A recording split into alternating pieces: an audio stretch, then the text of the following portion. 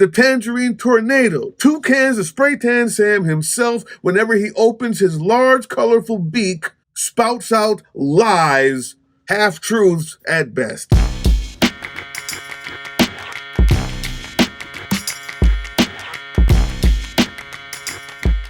What's up, YouTube? Drill Sergeant here, and this will be the first of maybe 3 or 4 videos I got coming out between now and tomorrow around maybe 1 o'clock Eastern time. Like, I'm just going in. I got videos coming, but this one I had to put out first. 35 minutes ago, as of 7:30 p.m., Reuters says that Trump orders the government to pay airport security workers. We're going to read a little bit of this because I'm not sure that he can just do anything he wants with the purse, because that's Congress's job according to the Constitution. But when has the Constitution ever mattered in a Trump presidency? So, I mean, maybe so. Let's see. I'm just going to read a little bit. We'll get some insight. Then I'm going to show you the real problem. The real problem. Number one, I want TSA to get paid too. They're working for free. And we have a war going on. And they're the security system for our airports. So yeah, I want them to get paid. Washington, March 26. President Donald Trump said on Thursday he will make executive action to pay 50,000 airport security workers as a deal stalled in Congress to address staff shortages that have snarled travel around the country. Is 50,000 all of them though? What is that number? 50,000. Maybe that's all. I'm going to check into it. We got more coming. Like I said, this is all breaking. Trump said he was instructing the Homeland Security Department to immediately pay our TSA agents in order to address this emergency situation and to quickly stop the Democrat chaos at the airports. It's not an easy thing to do, but I'm going to do it. Oh, this is just something Trump said then. Oh, so we're still seeing Trump as a reliable source. Well, I'm sorry for that update, guys. I thought it was Reuters. There's definitely going to be more to the story than Trump said. That's what I thought. How could I be so stupid? Well, here's a good sign. When the rich people get involved and owners get involved. Like I said before, and like I said on Closer to the Edge, the podcast that I run with Rook T. Winchester, Closer to the Edge podcast, I said, well, as soon as the people start losing money, on top, the billionaires, the only people who he cares about, starts losing money, none of this will matter. That's what I said. So this looks like a good sign because Chris Sununu, the CEO of airline trade group Airlines for America, on Thursday said his call for Congress to quickly resolve the issue. He warned that even if the U.S. Senate reaches a deal on DHS funding by Friday, you're still probably looking at a very tough weekend because it's not going to get finalized immediately. So he's calling out for help. That's a good sign. That's a good sign. That's exactly what we're looking for. TSA is grappling with a school spring break travel. That's going to be tough. That's all going to be very tough. What's the news? Reuters? Is the news Trump said? And your headline was Trump orders government to pay airport security workers? He didn't even order it yet, according to you. I must be hearing something wrong. Well, I'll tell you what. As that story develops, let's hope that that's correct. But as that story develops and you're hearing it from me, at least you're going to hear from me that this story comes from the most unreliable source in America. The tangerine tornado. 2 cans of spray tan Sam himself, whenever he opens his large, colorful beak, spouts out lies, half-truths at best. Let's take a look at his statement. Trump said he was instructing the Homeland Security Department to immediately pay our TSA agents in order to address this emergency situation and to quickly stop the Democrat chaos at the airports. So you mean just pay the TSA agents while they continue the debate about the Homeland Security mass Gestapo money? That's a genius idea. YouTube, I'm going to call it like I see it. It is a genius idea to okay the money for the TSA agents, maybe even for things like disaster relief, that kind of stuff. Disaster relief, TSA, and just hold off on the money for the mask Gestapo until you finish that debate. It's a genius idea, except for the fact that that's the exact idea you said you wouldn't sign yesterday. That's the one he wouldn't sign yesterday. I also want to urge this president to accept the agreement, the bipartisan agreement that has been offered to him, in which we would fully fund TSA, fully fund FEMA, fully fund most of DHS, but segregate or put off to the side ICE and CBP while further negotiations have to happen. So I'm tying Homeland Security into voter identification with picture and proof of citizenship in order to vote. And those two items are the most important thing having to do with Homeland Security. So it should be part of the Homeland Security bill. And I'm requesting that the Republican senators do that immediately. You don't have to take a fast vote. Don't worry about Easter going home. In fact, make this one for Jesus, okay? Make this one for Jesus. That's the problem with being a doofus, with being so scared that you're going to lose the next election coming up because you're a disgusting, horrible human being, as well as a pedophile, as well as the most corrupt president in the history of America. As you fail the emoluments clause and break it daily with meme coins and golden fucking shoes and planes from Qatar, you're going to fail at that. So you need the Save America Act or whatever the hell that makes sure that millions of people will never be able to vote. That's why you said no to the same thing you just said yes to. Is that right there, Mr. Two Cans of Spray Tan Sam? Is that right, the Mar-a-Lago Mussolini? Is that why Mar-a-Lago is no longer in a red district? Because even the place where you freaking live decided that they're going to vote for the blue. In some surprise breaking news, Democrat Emily Gregory has flipped a Florida State House seat in tonight's election in the district that includes Mar-a-Lago, meaning Donald Trump's Florida residence is now represented by a Democratic legislator. They're sending you that message. You said no to that same deal that you're now putting on and Reuters is giving you some credit for, without explaining that part. Washington Post says the same thing. Trump orders the government.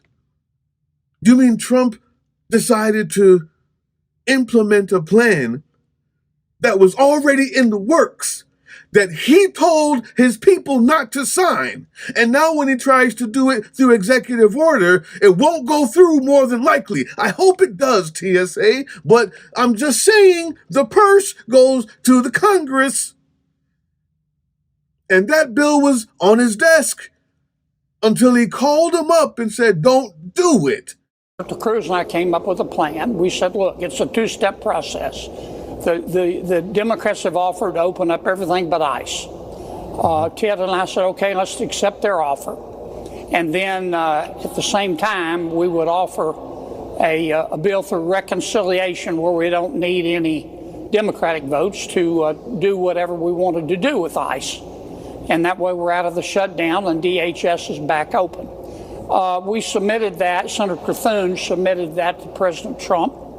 As is his right. He said no deals with the Democrats. It would have worked. We could have had TSA paid by the end of the week, but the president said no deal. Where's that in the reporting? I'm going in this entire 12-hour stretch. Our media is failing us.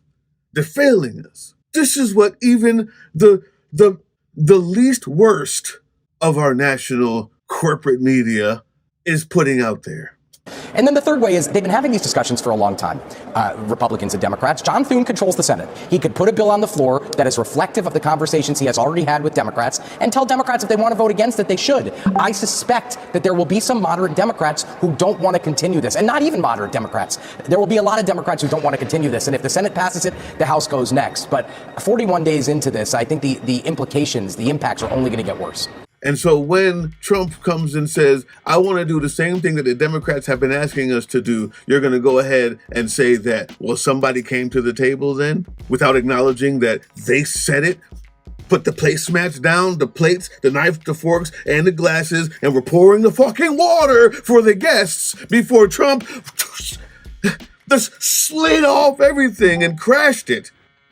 And you're going to say, when are the Democrats going to come to the table? And now he wants to do that.